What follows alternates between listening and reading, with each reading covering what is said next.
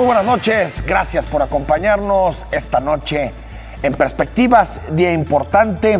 Hoy se aprobó el incremento de 9 pesos a la tarifa del transporte público en un corredor, en el corredor de Ruta Empresa Artesanos. Para ser más preciso, este aumento se había decretado ya de un tiempo atrás. Sin embargo, hasta este momento se hace oficial que sube a 9 pesos en este corredor Ruta Artesanos. E interesante posicionamiento de parte de este comité de validación de la tarifa del transporte público, porque el gobernador del estado hace no mucho, en junio de este mismo año, había dicho que hasta que no se consolidaran al menos 3 troncales de Ruta Empresa y que el modelo estuviera funcionando de forma adecuada y correcta, en ese momento se empezaría a valorar un posible incremento en la tarifa del transporte público. Sin embargo, hace algunos momentos, hace algunas horas, la comisión decidió que a partir del próximo domingo, la troncal de Artesanos, la primera de Ruta Empresa, podrá cobrar 9 pesos, crecimiento de 7 a 9 pesos, lo que significa un aumento de 28% en el costo de la tarifa. Y para abundar sobre este tema saludamos a Jesús Medina, usted lo conoce, es presidente de la Federación de Estudiantes Universitarios. Jesús, ¿cómo estás? ¿Qué tal, Enrique? Muy bien. ¿Y tú? Buenas noches. Un saludo a todo el auditorio de Perspectivas. Gracias por acompañarnos. Oye, Jesús, pues danos tu primera valoración de este incremento que se pondrá en marcha a partir del próximo domingo. Mira, de entrada, primero mencionar que el aumento a la tarifa ya se había aprobado hace bastantes meses. Es decir, presentaron un estudio del componente técnico para argumentar que la tarifa ronda más o menos los 9 pesos con este nuevo modelo de Ruta Empresa. Hay un dato importante que hay que precisar. Había que presentar también cuál era el componente de la tarifa social. El estudio nosotros no lo conocemos, nunca se hizo público. Yo he estado al pendiente del tema de la comisión y bueno, pues esa parte nunca se hizo pública, ¿no? Entonces, ¿qué hicimos nosotros? Bueno, nos dimos a la tarea con economistas de la Universidad de Guadalajara, de nosotros mismos, con base en datos e información de la zona metropolitana de Guadalajara, hicimos estimados sobre el tema de la tarifa social y los presentamos públicamente en rueda de prensa y hablamos de la inviabilidad o del golpe tan duro que podría ser para las familias hacer un aumento a la tarifa al transporte público a 9 pesos. Es insostenible prácticamente para más del 60% de los ciudadanos y los tapatíos de aquí de la zona metropolitana de Guadalajara. No es sostenible. El día de hoy yo me incorporé al Comité Técnico de Validación. Yo no fungía, no tenía la participación aquí. El día de hoy el rector de la Universidad de Guadalajara, porque la Universidad de Guadalajara tiene un asiento ahí, a nombre de la universidad y representando no solo a la UDG, sino es un asiento para todas las universidades, me nombraron para que yo esté fungiendo también ahí como un vocero, un portavoz del resto de las universidades y bueno, dejamos muy clara una postura. La primera es que nosotros no validamos el aumento a la tarifa porque nos parece que no se están considerando algunos aspectos que nos parecen muy relevantes, que ellos no están considerando en este momento y que no hay un compromiso tácito de cumplirlos. Y de no cumplirlos, bueno, nosotros simplemente no le vamos a entrar, lo vamos a señalar en todos lados, en la prensa, bueno, los estudiantes no nos vamos a dejar y no vamos a dejar a la sociedad a un lado. ¿Qué es lo que estamos planteando, Enrique? Lo primero, déjame decirte que sí creemos y que el modelo de la Ruta Empresa tiene que caminar. Es el que tiene que caminar en esta ciudad, le tenemos que apostar a tener un transporte digno, y un transporte digno nos parece y estamos firmemente convencidos que es esta propuesta, porque la Ruta Empresa no es por bondad del gobierno, la Ruta Empresa es un planteamiento desde la sociedad civil, es un planteamiento del Observatorio de Movilidad, es una lucha en la que muchas personas que queremos que la ciudad esté bien ordenada y tengamos un transporte de calidad, estamos de acuerdo. Lo que también creemos fervientemente es que la Ruta Empresa tiene algo que la articula, tiene podríamos decir una columna vertebral. ¿Cuál es la columna vertebral de la Ruta Empresa? Es el sistema de prepago. El sistema de prepago es lo que realmente puede hacer funcionar esta Ruta Empresa. Puedes presumir muchas cosas. Pueden presumir que tiene acceso universal, pueden presumir que tiene el sistema braille, podrán presumir que tiene una pantalla, y pueden presumir que son unidades nuevas, que son de un mismo color, que están bonitas, pero si el sistema prepago no funciona, el modelo de Ruta Empresa no estaría funcionando. ¿Por qué? Porque el prepago es lo que nos da la oportunidad de pilotear o de experimentar modelos muy interesantes que podríamos pensar en los próximos años para experimentar temas que tienen que ver con la tarifa. Es decir, ya no tendría que ser una tarifa como está planteada en este momento, sino pues una tarifa por día, podría ser una tarifa por semana, podría ser una tarifa por mes. Tú podrías estar como en otros países prácticamente. Entonces, si no está articulado el tema del prepago, no podríamos aspirar a tenerlo. En este momento, en la ruta empresa, efectivamente, el chofer no toma el dinero ya, se deposita prácticamente en una alcancía. Depositar en una alcancía no es prepago. Déjame decirte que sí hay un interés y una voluntad de instalar el prepago, sin embargo no se ha habido reflejado. ¿Qué decimos nosotros? Bueno, si no hay prepago, nos parece que no puede haber un planteamiento ya de que haya un aumento. Ni siquiera lo deberíamos estar discutiendo hasta que no tengan instalado el prepago. Y segundo, sí, ahí te va la propuesta, Enrique. ¿Qué es lo que queremos nosotros? Nosotros queremos que entre ruta empresa y alimentadora el transbordo sea gratuito. Ni un solo peso, que sea gratuito el transbordo. Entre ruta troncal y ruta troncal, es decir, ya son donde se cruzan dos empresas, el 50% al descuento. Entre ruta empresa y macrobús, y ruta empresa y tren ligero, 50% de descuento. De ser así, ya habría condiciones para las personas más desfavorecidas de esta ciudad de poder acceder al transporte público sin que esto afecte a las personas que tienen menor poder adquisitivo, pero además con un incentivo muy importante para que este modelo de ruta empresa pueda seguir caminando. Ya partiendo de los 9 pesos, ¿verdad, Jesús? Exactamente. O sea, a partir de 9 pesos, pero que se facilite para transbordo, para tomar un segundo, rutas alimentadoras. Pero ustedes entonces, por lo que te entiendo, Jesús, estás aceptando el incremento de precio a 9 pesos, tal cual como está el corredor de artesanos.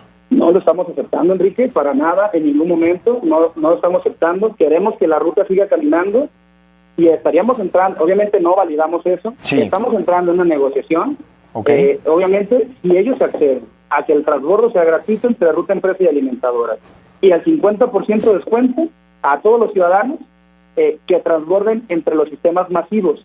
De no ser así, no avalamos ningún tipo de aumento. Oye, nosotros no votamos por la tarifa de 9 pesos, te lo dejo bien claro. ¿Eso lo planteaste, por ejemplo, hoy en el seno del comité?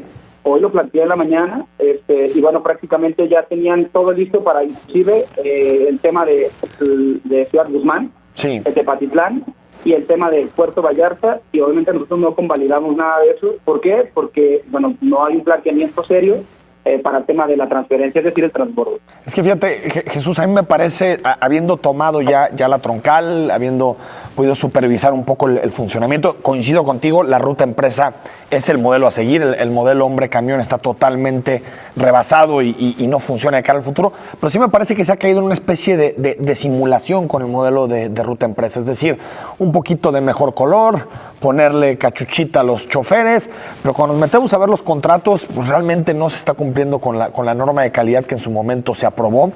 Los propios operadores del sistema de pronto estropean los sistemas de prepago, las maquinitas de prepago para poder cobrar en efectivo. Es decir, me parece que si esto es el modelo de ruta empresa, se está quedando muy corto.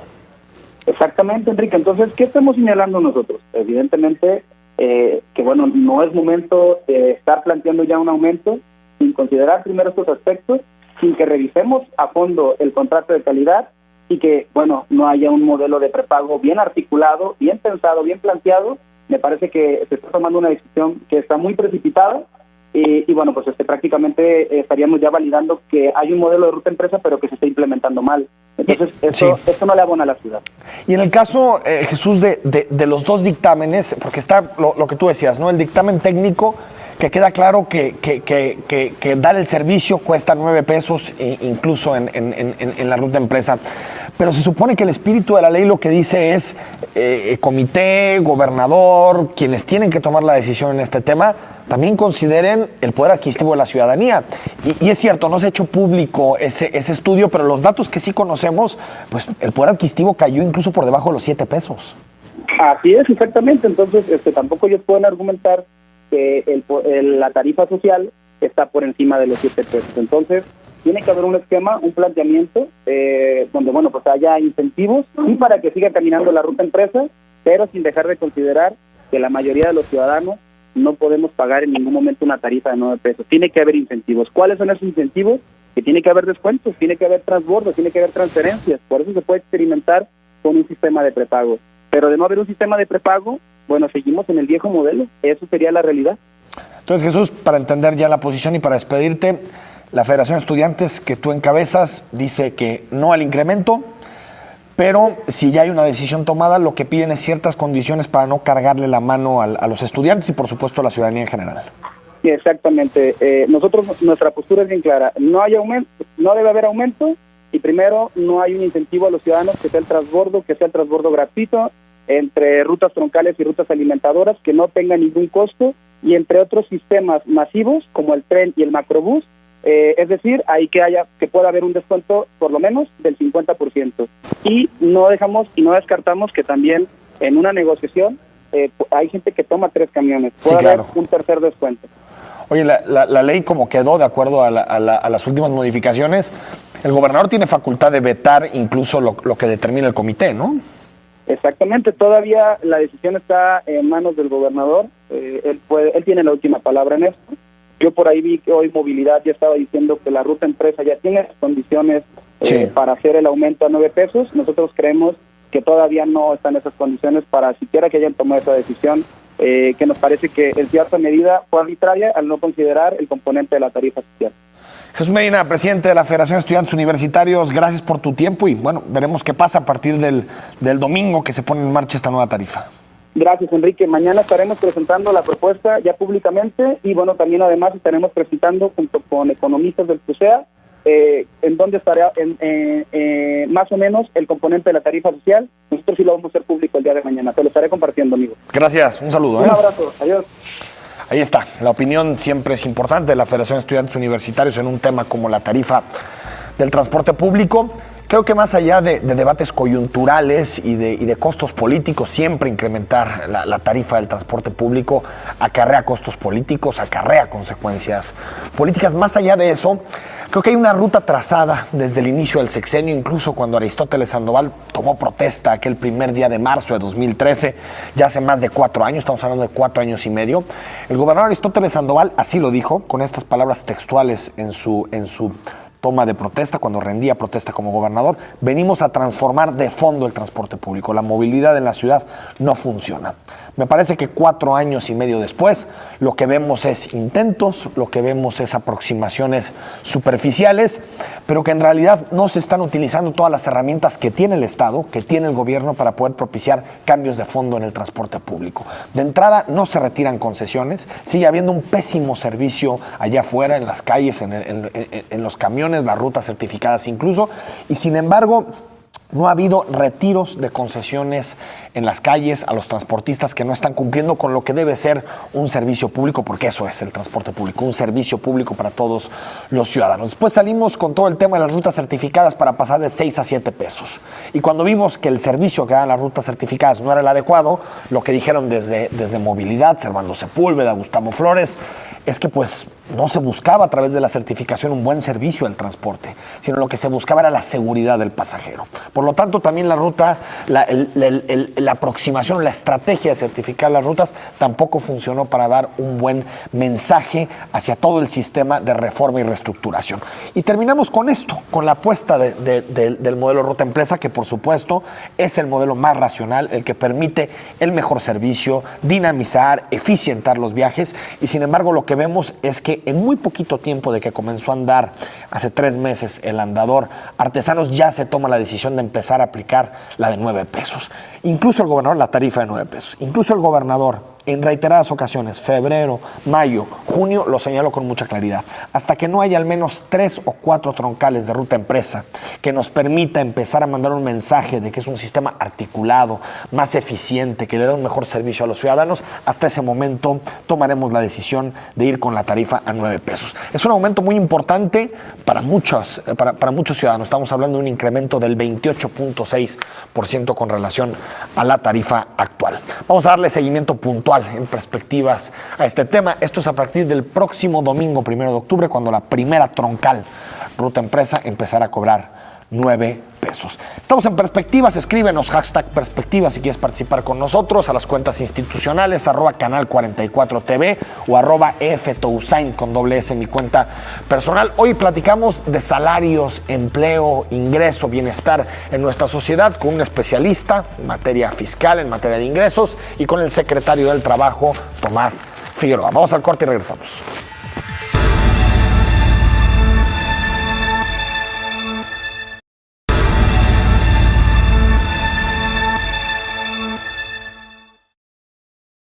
Estamos de regreso en Perspectivas. Hoy platicamos sobre empleo, trabajo, salarios, ingresos. Escuchamos la cápsula que nos da un contexto. Creo que no tenemos la cápsula en este momento, ahorita la revisamos. Tomás Figueroa, secretario del Trabajo, ¿cómo te va? ¿Qué tal, Enrique? Muchas gracias por la invitación. Un saludo a todo tu auditorio.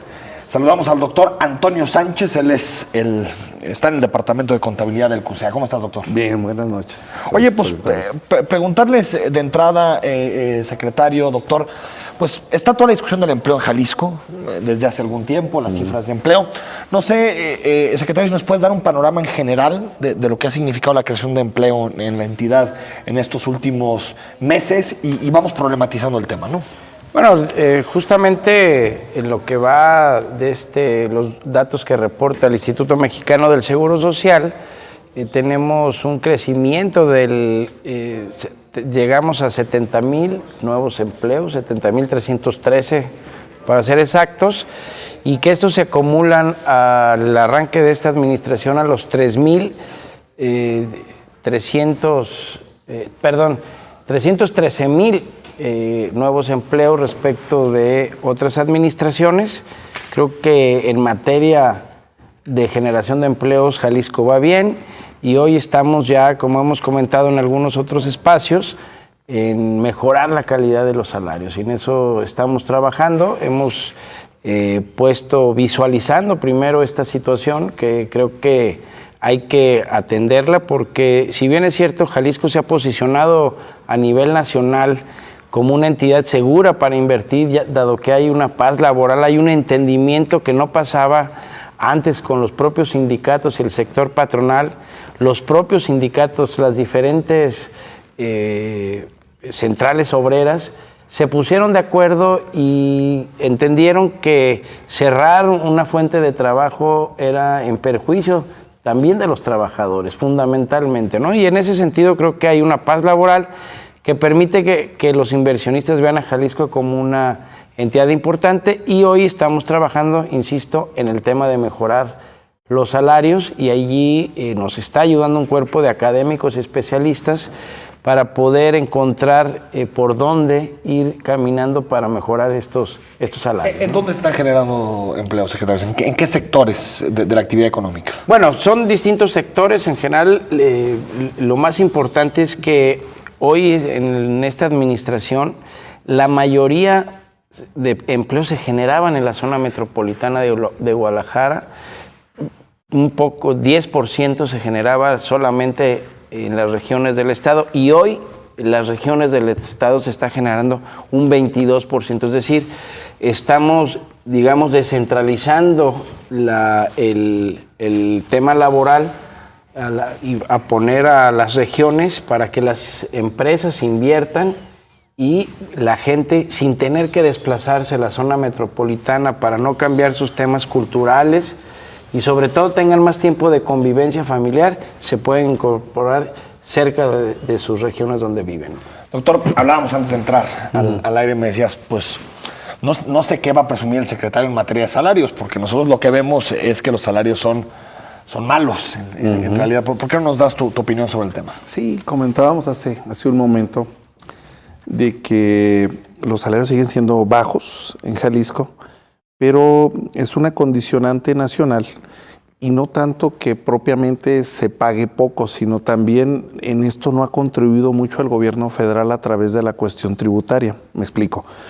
Los impuestos en México siguen siendo gravosos para la clase trabajadora porque mientras el empresario busca incrementarle con prestaciones de previsión social, la previsión social en México hoy por hoy ha sido gravada.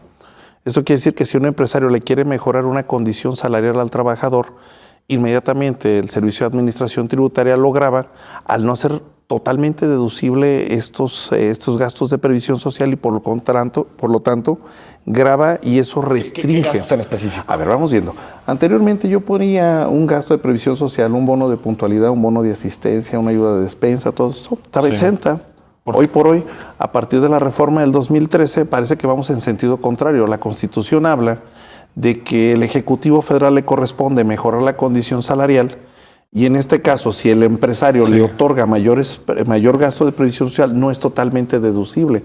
Entonces eso limita los bonos. Claro, aparte de que limita... Pero doctor, cualquier ingreso que uno recibe tiene que pagar impuestos, ¿no? Sí, me parece lógico que no, pero a ver, analicemos de fondo el artículo 123, ahí por sus fracciones cuartas, donde dice que el salario mínimo debe ser suficiente para que un jefe de familia le dé una vivienda digna, decorosa, buena alimentación. Bueno, entonces, ¿cómo lo logramos? Grabando determinadas condiciones de prestación y previsión social. Hay partidas que dentro de nuestro entorno justnaturalista o bien dentro de nuestros principios constitucionales deben de quedar exentos. La Constitución es muy clara, no la inventamos nosotros, simplemente la interpretamos y la aplicamos. ¿Cómo es posible que en este caso la cuestión tributaria vaya en sentido contrario? Bien menciona el secretario, se hacen esfuerzos el Ejecutivo de atraer inversiones, entonces espera quien se integre a esa planta productiva generar un salario digno y decoroso. Se han generado salarios, así lo decimos, que reúnen poquito más del mínimo, el salario mínimo 80.4, pues ¿quién puede vivir con eso? Pero a ver, me parece que ahí a quien estás exentando, doctor, es al empresario. O sea, si el empresario quiere pagar bonos de puntualidad, pues que pague los impuestos que tienen que ver con eso. No, creo que no funcionan así las cosas. A ver, ¿por qué nuestros esquemas cambian y se busca más una cuestión recaudatoria? ¿De qué sirve que los gobiernos de los estados hagan los esfuerzos si el gobierno federal en ese sentido va al contrario? Ahora, ¿a quién grabas? Fíjate una cosa. El empresario tiene un gasto, vamos a poner un ejemplo, tiene ingresos de 10 millones de pesos y tiene en gastos 2 millones de pesos, pero le quiere otorgar por la productividad a sus trabajadores prestaciones superiores. Vamos a ver que le da otro millón, que bien recibidos y bien remunerados los reciben. Se le van a grabar. Si tú cumples estos objetivos, te voy a pagar tanto más. Es correcto, pero hay detalles. Debe de quedar exenta determinada condición para elevar y para cumplir con el mandato constitucional de elevar el nivel de vida de los trabajadores. ¿Tú crees, secretario, que la estructura fiscal es un problema para subir salarios? Bueno, ciertamente debe de haber una serie de incentivos fiscales a las empresas, primero, sobre todo en los primeros años, para evitar que mueran, digamos, estos inversionistas. Pero nosotros creemos que cuando hay una inversión, pues cuando hay un ingreso, pues se deben de pagar los impuestos, tanto los empresarios como los trabajadores. Es decir, hay un ingreso y necesitamos los impuestos para poder hacer la distribución y poder apoyar con programas que específicamente se destinan combate a la pobreza, para sobre todo fomentar al autoempleo, personas que no tienen la posibilidad de incorporarse al sector formal por las edades o por algún tipo de situación que está. El gobierno es cuando entra en un tema en un esquema asistencialista, sino de empezar a capacitar a la gente, que ahí es donde estamos invirtiendo mucho. Incluso Coneval recomienda que sigamos con esos programas porque estamos apoyando a los empresarios para que reciban un estímulo, 2 salarios mínimos y apoyo al transporte a los trabajadores, capacitarlos, porque hoy, debo decirte, Enrique, que hoy el problema que tenemos ya es que falta personal calificado o capacitado para poder ingresar a muchas empresas que están demandando personal a ese sueldo, ¿no? A ver, porque tal vez alguien que está muy cualificado dice, yo no voy a trabajar. A mí no me gustaría, Enrique, generalizar, porque los datos donde tomamos estos es del Instituto Mexicano de Seguro Social, es decir, es personal que está registrado por los patrones. Con es informal, ¿no? 2 salarios, 3 salarios, 4 salarios. Okay. Tal vez haya su registro, pero no es informal.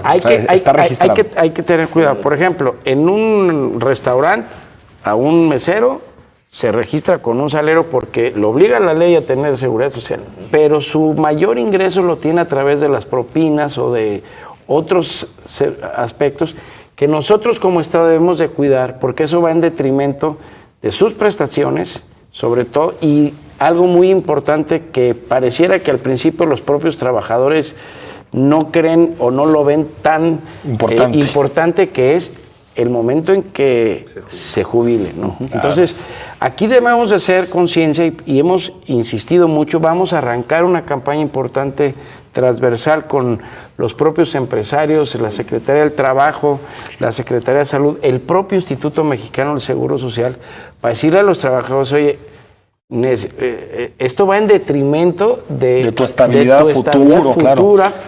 Y sobre todo de tus prestaciones, ¿no? Pero a ver, ahí el empresario no tendría que llegar a ese acuerdo. No. O sea, tú decías, a ver, si tú ganas... Si tú ganas las propinas, también las propinas las tienes que reportar. Me refiero no que estén de acuerdo, sino a que haya una conciencia, es decir, que haya una sensibilidad de parte de ellos y sobre todo nosotros como Estado estar atentos a los trabajadores, que es nuestro compromiso, digamos. Entonces, ¿usted ve subregistro en los sueldos para pagar menos impuestos, prestaciones? Sí, de hecho se ha dado una cultura, porque efectivamente, como se menciona, quien tiene la mayor carga fiscal y la mayor carga en la cuestión de la previsión y de la seguridad social son los empresarios. A ver, paga el Seguro Social, paga el Infonavit, paga el impuesto sobre nóminas en Jalisco. Y efectivamente sienten esa carga porque finalmente el empresario es quien la cubre. No hablábamos simplemente de que el trabajador no pague, no. Es que, a ver, estamos en cuestiones de derechos humanos y lo que se conoce como mínimo vital. Ese mínimo vital es el que hablo yo de que debe de quedar exento. ¿Cuánto es el mínimo vital? Coincido. Ese mínimo vital es para que le ajuste para tener un crédito de vivienda digna y decorosa. Sí.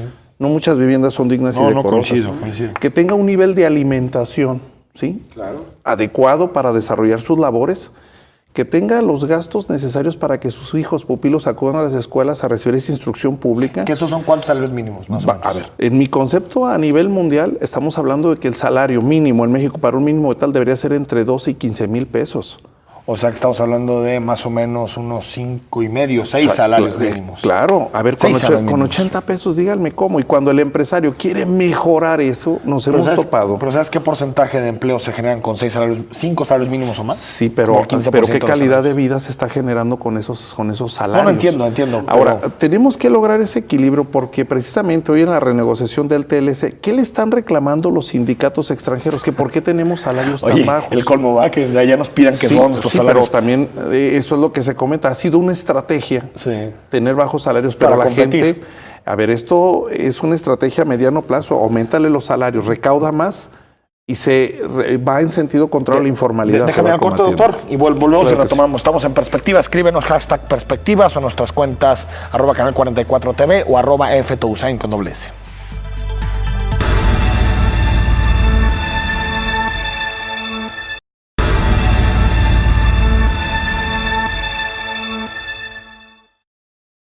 De acuerdo con datos del Instituto Mexicano del Seguro Social, en agosto pasado fueron generados 19.397 puestos en el estado de Jalisco, cantidad que representa una cifra histórica para un mes de agosto. En el acumulado en los primeros 8 meses del año, suman 70.381 puestos, con lo que están a menos de 10.000 de cumplir la meta anual. El titular de la Secretaría de Desarrollo Económico, SEDECO, José Palacios Jiménez, señaló que esto ubica a Jalisco como el estado que más generó a nivel nacional durante el mes de agosto, siendo la segunda entidad en el país después de la Ciudad de México con mayor generación de empleo. De acuerdo con la encuesta de Manpower Group 2017, en la región occidente se reportó una tendencia neta de empleo de más 13% para el cuarto trimestre del 2017, teniendo Jalisco una tendencia neta ajustada de aumento del 1%, es decir, 1 punto porcentual menos con respecto al trimestre anterior y 2 puntos porcentuales por encima en comparación con el año pasado.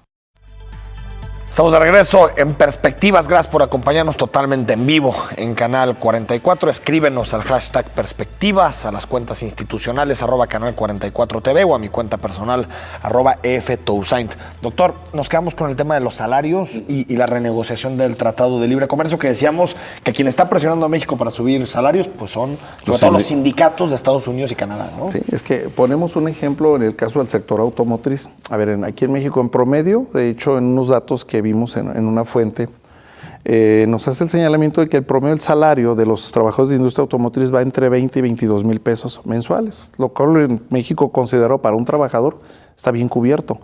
Llévatelo a Estados Unidos, ¿quién trabajaría en Estados Unidos y en Canadá por esas cantidades de dinero? Entonces se sienten en desventaja los sindicatos norteamericanos y canadienses frente al sindicato mexicano. Ahora, pero también el consumidor gringo puede comprar coches baratos porque se maquilan en lugares donde los salarios son bajos. Exactamente. Si se maquilaran ahí en Detroit o en bien lo mencionas. Entonces, por más que Donald Trump quiera renegociar y todo esto ya no tiene marcha atrás. A los gringos te va a costar el doble el coche. Pues, y se quedan sorprendidos si hay algo de las cuestiones cuando hemos asesorado a empresas que vienen del extranjero.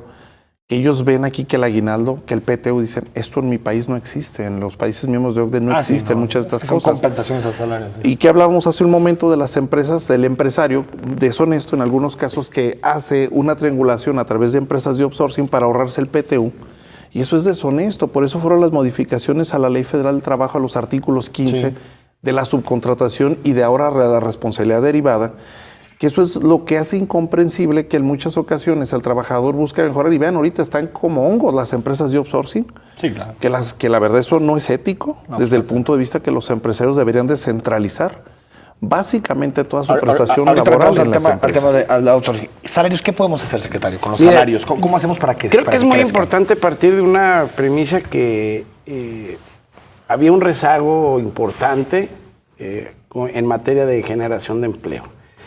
Había mucha informalidad al arranque de esta administración y creo que perdimos mucho tiempo en Jalisco, en México principalmente, en atacar problemas complejos. Uno de los cuales tenemos que atacar y erradicar la pobreza extrema, es decir, hay prioridades que había que atender. Primero, terminar con la informalidad y pasar a que se inscribieran en el Seguro Social para que tuvieran las condiciones de seguridad mínimas, como bien dice el doctor, y había que atender ese primer asunto. Después de pasar de la informalidad a la formalidad, y ahí no vamos a discutir si son 1 o 2 salarios mínimos, había que meter a la informalidad. Conste que hay informalidad aún a nivel nacional más elevado que en el caso de Jalisco. 50-50. Estamos 50-50. O sea, la mitad de los empleos son formales, la mitad de los empleos son informales. Y después tenemos que pasar a la segunda etapa de buscar inversionistas para generar empleos. Bueno, estas 2 etapas ya se construyeron. Roma no se hizo en un día. Entonces, hoy estamos en la construcción del segundo piso porque estamos atendiendo y preocupados por mejorar las condiciones salariales de los trabajadores. No hace ¿Qué hay falta que hacer? Sí. Hay que hacer un diagnóstico para partir de una base. Tenemos datos precisos que tomamos de Coneval, que es una institución seria, autónoma, seria, fuera del gobierno, donde con indicadores precisos nosotros los tomamos, proyectamos presupuestos incluso, y a partir de allí empezamos a hacer una política direccionada a erradicar la pobreza, a mejorar los salarios y principalmente que la gente esté ocupada. Hoy Jalisco tiene más de 1.675.000 empleos, es decir, su fuerza laboral formal, inscrita con todas las prestaciones, está allí. Ahora, ¿por qué? Tengo la impresión, secretario, no tú en específico, pero quien ha estado en la Secretaría de Trabajo, de pronto piensa que tiene la necesidad o quiere quedar mejor con los empresarios que con los trabajadores. Es decir, que no ha habido la fuerza de parte de la Secretaría del Trabajo para decirle a los empresarios, a ver, están ganando esta cantidad de dinero, porque ahí están las cifras, la masa de ingresos de capital está casi al triple que la masa de ingresos del trabajo. Me parece como que ha habido una especie de contubernio entre la Secretaría de Trabajo y los empresarios para decir, dejémosle así. No, creo que ni hoy ni antes. Y eso lo tengo que puntualizar porque a partir de allí nosotros visualizamos el problema. Hay reformas estructurales a nivel nacional que se hicieron para hacer cruces de información. Hoy el Instituto Mexicano del Seguro Social y el SAT cruzan información. Es decir, si tú me pagaste 5 pesos de impuestos y en el IMSS tienes 2, quiere decir que ahí hay un problema. Bueno, sí, entonces, pero eso es una ilegalidad, ¿no? Bueno, un reporte que no debes hacer. Pero es un asunto que el propio Instituto Mexicano del Seguro Social no podía combatir. Pero dime una iniciativa, secretario, que hayan hecho una para quitarle privilegios a los empresarios y para obligarlos a que paguen mejores salarios?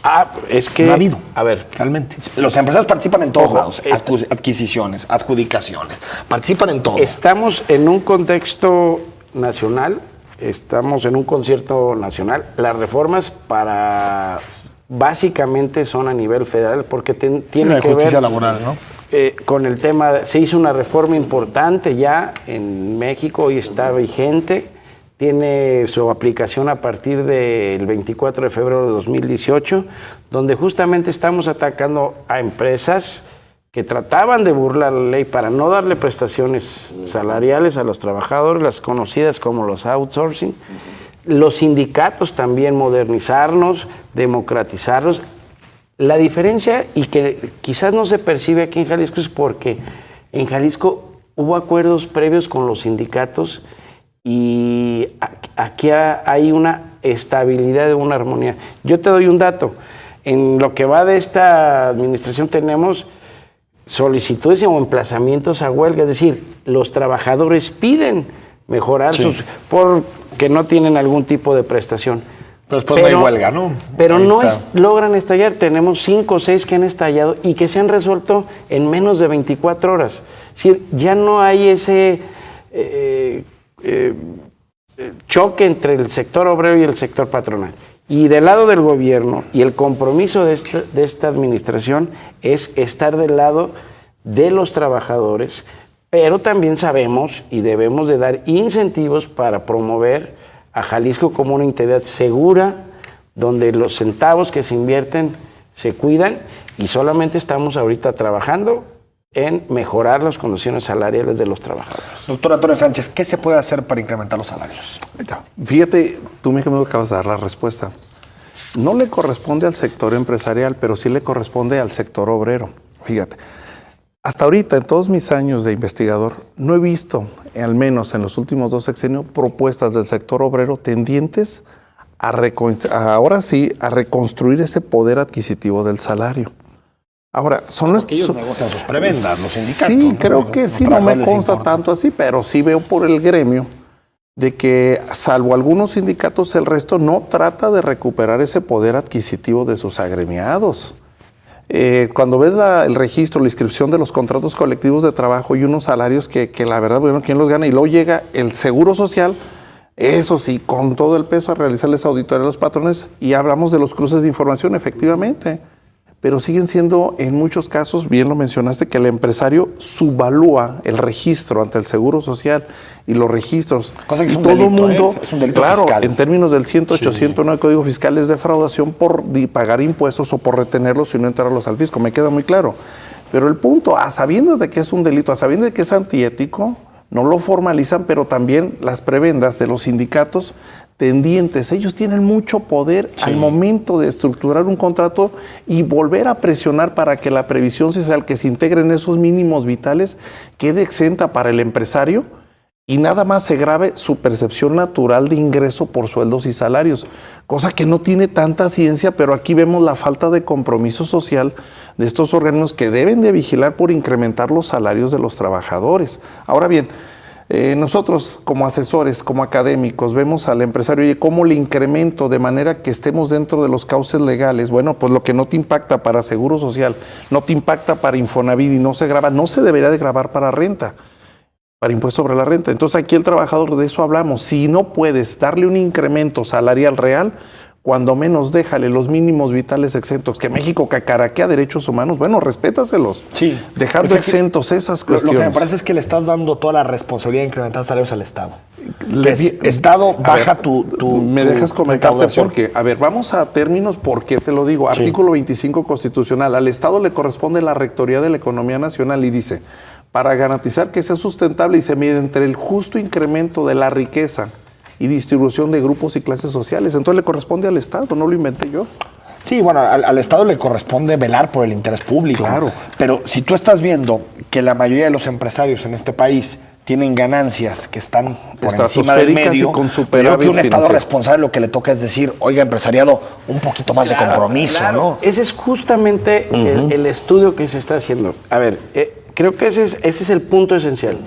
Este estudio nos va a demostrar el ingreso que están obteniendo el sector patronal, es decir, cuáles son sus ganancias y cómo están retribuyendo a sus trabajadores, que son la principal fuerza de las empresas, en sus salarios.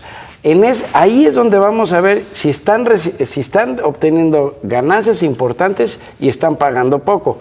Hay indicios, yo tengo mis sospechas, pero hay datos nacionales, esos sí los tenemos. Quiero partir sobre la base de este estudio que se está haciendo en Jalisco. Sí, eso ya habrá menos debate, porque estamos contribuyendo y yo aprecio mucho, por ejemplo, el delegado del IMSS que está participando en estas mesas para aportar información, porque lo que queremos es resolver el problema del ingreso de los trabajadores al final, y ese es el compromiso que tenemos nosotros en esta administración, y es el compromiso que tiene el gobernador. Y también creo, secretario, que es también quitar un argumento histórico del empresariado, que es los salarios no se incrementan por decreto. Coincido, que no se incrementan por decreto. Al salario mínimo tiene que ser siempre un decreto, pero ojo, en Jalisco la productividad ha crecido, y los salarios no. Es decir, eso lo hemos visto. Los salarios están por debajo de la inflación y la productividad ha crecido. Por lo tanto, creo que este estudio lo que nos puede decir es, crece tanto la productividad, la masa salarial no crece, ya tenemos más claridad. Y además es evidencia clara. Cuando hay mejores ingresos, cuando tú tratas mejor a tus trabajadores, cuando les das las prestaciones, cuando les das descansos, todos estos incentivos tienen mayor productividad y en consecuencia mayor competitividad. Lo hacen muy bien, ahí está. Y ustedes vean y los resultados. Y ese es el déjenme ir al corte, pero ahí está, por ejemplo, Pepe Medina Mora, ¿no? El expresidente de Coparmex. ¿Cómo lleva su empresa CompuSoluciones? Me parece que es. Y hay muchas empresas y pagan muy bien, que están pagando prestaciones en orden. Vamos al corte, seguimos unos minutitos más en Perspectivas.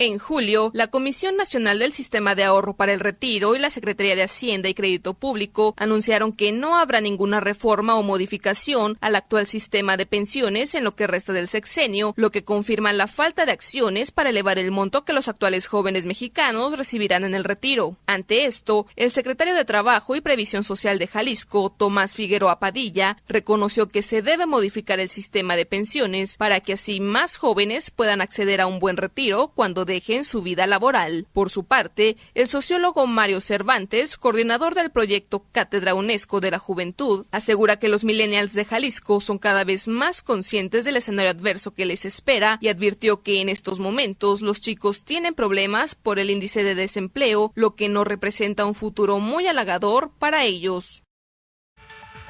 ¿Algún comentario de los temas que estamos platicando del auditorio? Le damos lectura. Felipe García, buenas noches. Que trabaja y qué dolor representa para los industriales y generadores de bienes y servicios. Un salario justo no basta, generar empleos con bajos salarios. De eso a nada, mejor nada. Bueno, ahí está el asunto. Jorge, buenas noches. Hace un año entré como jefe de almacén. Al anterior jefe del almacén renunció. Ahora me dicen que el que quiere regresar y que le regresaran el puesto, es decir, mi puesto, lo cual considero injusto, ya que he llevado y mejorado el almacén bastante e incluso me dicen que mi trabajo es bueno. Solo quieren dar la oportunidad de reingresar al anterior jefe de almacén. Bueno, ahí está el tema. Doctor, nos hablabas de las utilidades de los empresarios. Sí, es que los contrasentidos. Empresarios en Jalisco muy ricos, empresas pobres, bajos salarios, y cuando les arroja un resultado fiscal enorme, que se dieron cuenta que no tienen deducción, ¿qué andan haciendo? Pues comprando facturas. Claro. Vean ahorita cuántas quejas y denuncias en PGR por delitos fiscales y financieros existen.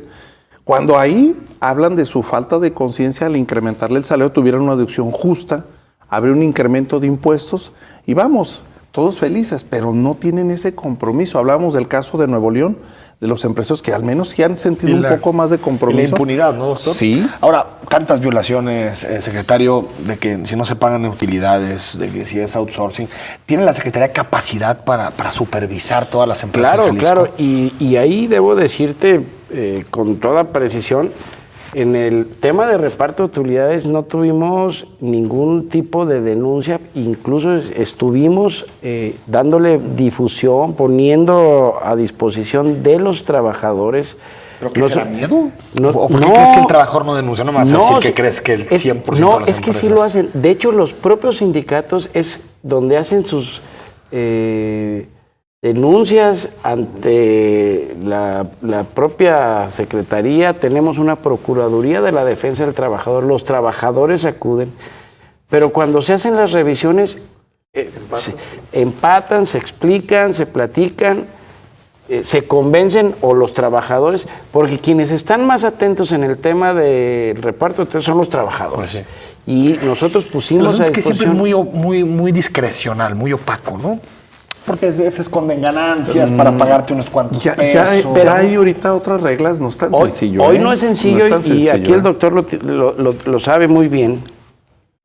Hoy la transparencia, todos los impuestos que se pagan, pues a partir de allí hay claridad de cuántos son los ingresos que están reportando las empresas, cuáles son los egresos que están teniendo, cuáles son las deducciones, y se hace el reparto de utilidades. Hoy es muy complicado lo que sucedía, como bien dices, en el pasado, esconder algo que no le pertenece a los trabajadores a finales de año. Muchas veces a través de otras empresas, ¿no? Y que en realidad pues te contrató de outsourcing. Se le apuestan a planeaciones fiscales muy agresivas, pero a ver, en esas planeaciones fiscales, a ver, en lo personal, vienen con nosotros sindicatos, oye, ¿me puede revisar esto? Y empezamos a solicitar los datos y efectivamente te das cuenta que hay partidas que no son deducibles, pero son metidas de último momento a la contabilidad al efecto de erosionar esa base para el PTU. Entonces le dices, oye amigo, a ver, esto va para afuera, precisamente en reglamento del impuesto sobre la renta, en reglas de resolución miscelánea, el SAT dice, esto no entra.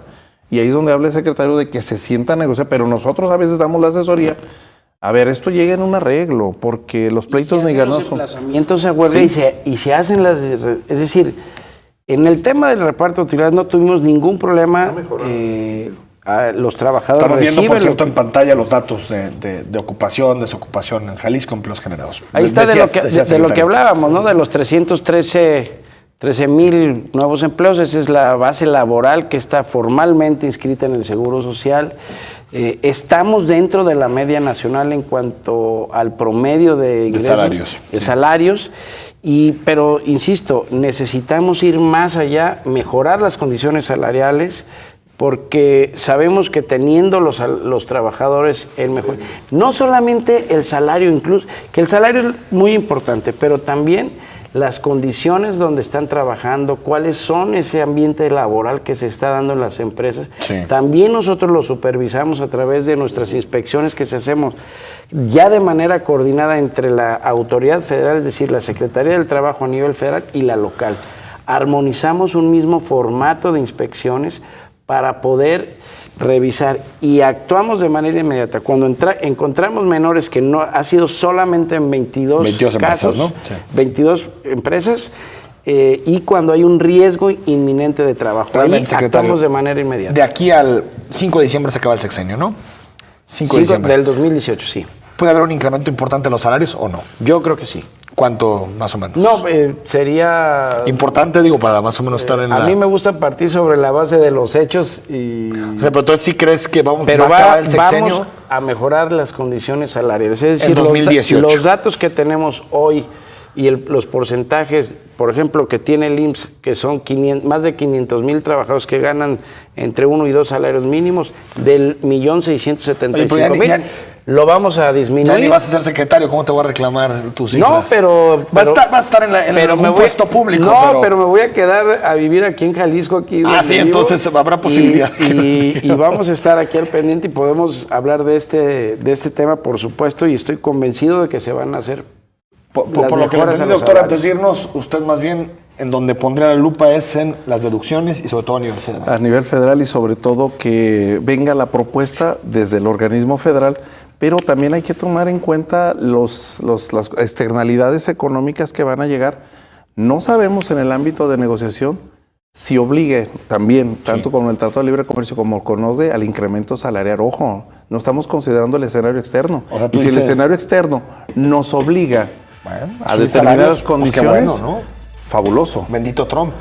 No tanto eso. No, Antonio Sánchez, gracias. Sí, ok, gracias. Sí. Secretario del Trabajo, Tomás Figueroa, gracias por estar aquí. Muchas gracias, Enrique. Muchas gracias por la invitación. Nosotros nos vamos el próximo viernes a las 9 de la noche, una conversación con, otra vez de economía, con Sergio Negrete. Él es académico del ITESO, trabajó en el Fondo Monetario Internacional. Hablaremos de economía en México, platicaremos de liberalismo, debates rumbo a 2018, qué partido político está ofreciendo buenas propuestas económicas y distintos temas de la agenda. Nos vemos el viernes a las 9.